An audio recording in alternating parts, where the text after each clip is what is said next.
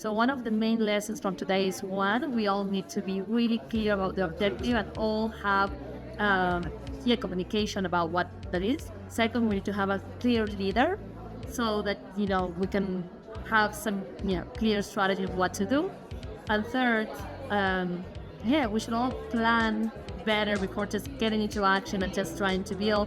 This was an amazing activity. It really helped us think about how we could apply what we learned today to what we do every day.